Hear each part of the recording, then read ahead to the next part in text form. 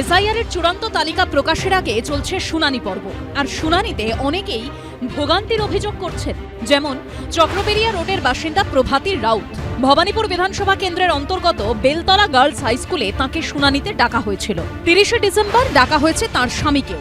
বৃদ্ধার স্বামী বাড়ি বাড়ি রান্নার কাজ করেন, তাতেই কোনো রকমে চলে সংসার। তার মধ্যেও 50 টাকা রিক্সা ভাড়া দিয়ে আসতে হয়েছে এসআইআর শুনানিতে। এই টাকাটাও যে অনেক।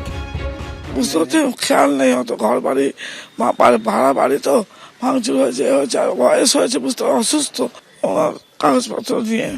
পদ্মপুকুর রোডের বাসিন্দা আশালতা পাল, তাঁরও ডাক পড়েছে শুনানিতে। পরিচারিকার কাজ করে সংসার চালান। শনিবার এসআইআর শুনানির ডাক পড়েছিল চক্রবেড়িয়া হাই স্কুলে। রবিবার ফের ডাক পড়ে বেলতলা হাই স্কুলে। আর এই দুদিন কাজে যেতে না পারায় কাটা যাবে তার দুদিনের বেতন। না, এখানে নেই, ওই উড়িষ্যা ছিল। এখানে আমি 2015 দিকে এসেছি। উড়িষ্যায় কি 2002 ছিল? হ্যাঁ, ভোট দিয়েছি আমি। সমস্যাটা কি হয়েছে কিছু? না, কিছু দিদি বলেনি। কালকে গেছিলেন কোথাও? হ্যাঁ, ওই চক্রবেড়িয়া স্কুলে। আচ্ছা, সেখানে কাগজপত্র? ওই কাগজটা দিয়েছেন, এইখানে আসতে বলেছেন।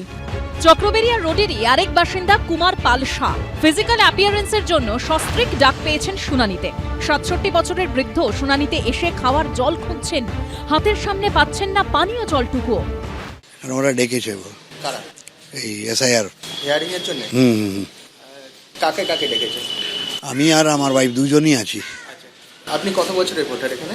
এখানে অনেক বছর। আমি 58 বার্থ ডেট আছে আমার, 58-এ বার্থ আছে আমার, তখন থেকে এখানেই আছি আমি। হ্যাঁ আছে, 2002 এর? আছে। এদিনই ফের বিএলওদের অ্যাপে সংশোধন করল নির্বাচন কমিশন। রিভেরিফাইং লজিক্যাল ডিসক্রিপেন্সির জায়গায় এবার আনা হলো শুধুমাত্র লজিক্যাল ডিসক্রিপেন্সি ফিচার।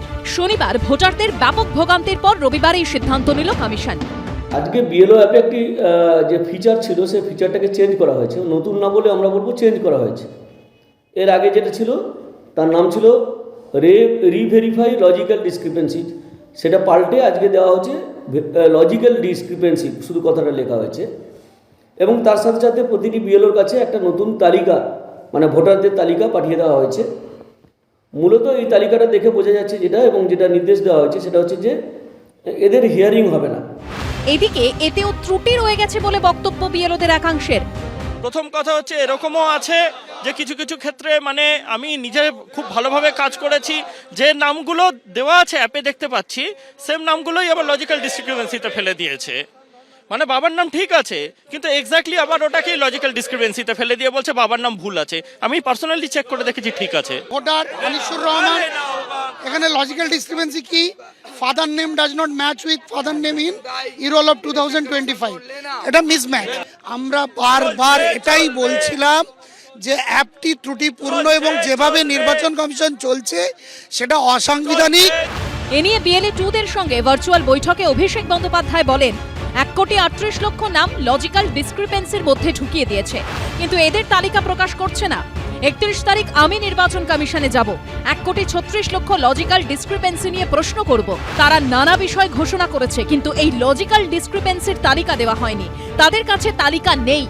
যখন খসড়া ভোটার তালিকা ঘোষণা করা হয়েছিল তখন মৃত বা অস্তিত্বহীনতার মতো বিভিন্ন কারণে প্রায় 58 লক্ষ নাম বাদ দেওয়া হয়েছিল। তবে বিজেপি নেতারা বারবার বলেছেন যে 1 কোটিরও বেশি নাম বাদ দিতে হবে। নির্বাচন কমিশন বিজেপিকে সাহায্য করতে অতিরিক্ত কাজ করছে। এই কারণেই তারা এই অযৌক্তিক অসঙ্গতির বিষয়টি নিয়ে এসেছে এবং তাদের কাছে কোনো তালিকা নেই।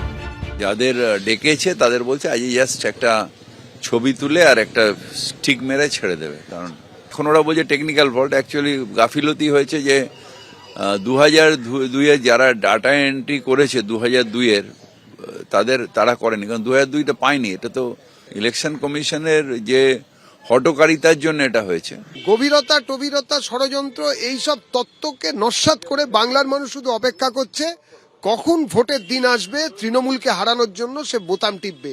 তৃণমূল হারছে, তৃণমূল হারবে, তৃণমূল হেরে গেছে। সব মিলিয়ে এসআইআর এর শুনানি পর্ব নিয়েও পিছু ছাড়ছে না রাজনৈতিক তরজা।